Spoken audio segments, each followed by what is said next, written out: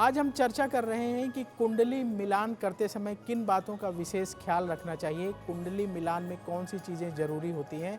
पंडित जी, जब कुंडली मिलाते हैं तो मंगल दोष भी कई बार बहुत आड़े आता है, तो इस मंगल दोष का क्या महत्व है? क्या मंगल दोष हो तो शादी नहीं करना चाहिए?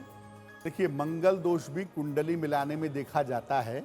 हालांकि ये अष्टकूट मिलान में नहीं है, ये मुख्यतः ग्रह मेलापक में है। अष्टकूट मिलान के अलावा इसको देखते हैं मंगल दोष को। मंगल दोष होता क्या है?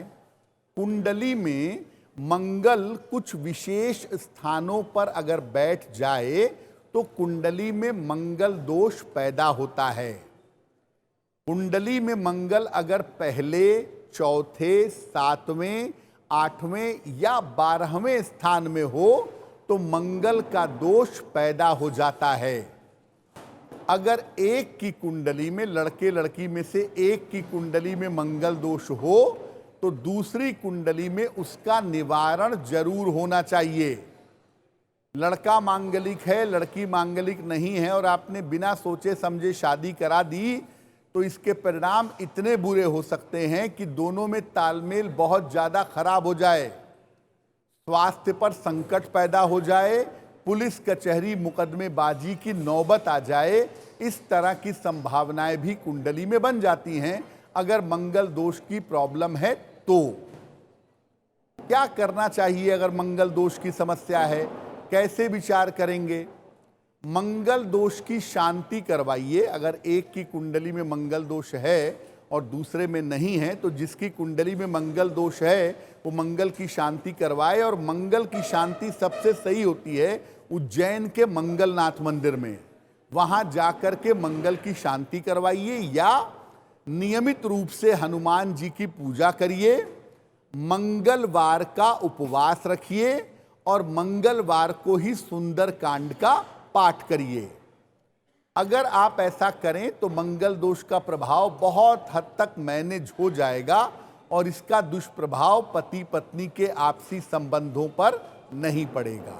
आज हम चर्चा कर रहे हैं कि कुंडली मिलान करते समय आपको किन बातों का ख्याल रखना चाहिए, कौन सी ऐसी चीज़ें हैं जो कुंडली मिलान में देखना बहुत ज़रूरी होता है। तो पंडित जी, जब कुंडली मिलाते हैं तो एक और दोष है भकूट दोष। नाम सुन के लोग घबरा जाते हैं, कह दिया पंडित जी ने कि भकूट दोष है कुंडली में। तो ये भकूट दोष क्या होता है और ये कितना महत्वपूर्ण है कुंडली मिलान में? हालांकि प्रवीण जी, भकूट के पास बहुत पॉइंट नहीं होते हैं, लेकिन ये इस मामले में बड़ा महत्वपूर्ण है कि पति पत्नी के आपसी विचार कितने मिलते हैं।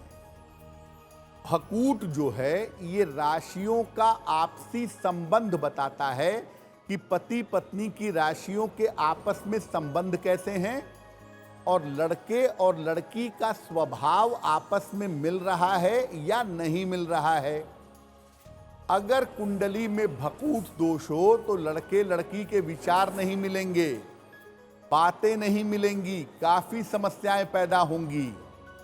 राशियां अगर एक दूसरे से 2 और 12 हों, द्विद्वादश हों, 6, 8 हों, खडाष्टक हों या नवपंचक 1, 9, 5, 9 हों तो भकूट दोष बन जाता है। भकूट दोष का काउंटर बड़ा आसान है। अगर वर और कन्या की राशियों में मित्रता है या दोनों के स्वामी अगर एक ही ग्रह हैं तो ये दोष भंग हो जाता है। और ज्यादातर कुंडलियों में भकूट दोष भंग हो जाता है क्योंकि वहाँ पर ग्रहों की मित्रता ठीक होती है, वहाँ पर राशियों के सामित्र ठीक होते हैं, वहाँ पे राशियों का तालमेल ठीक होता है। तो जहाँ पर राशियों का तालमेल ठीक हो गया, राशियों की मित्रता हो गई, वहाँ पर भकूट दोष काम नहीं करता है। एस्ट्रो तक ऐप पर आपको मिलेगा भविष्य से जुड़े हर सवाल का जवाब। डाउनलोड कीजिए एस्ट्रो तक ऐप और चुटकी में जुड़िए इंडिया के बेस्ट एस्ट्रोलॉजर से।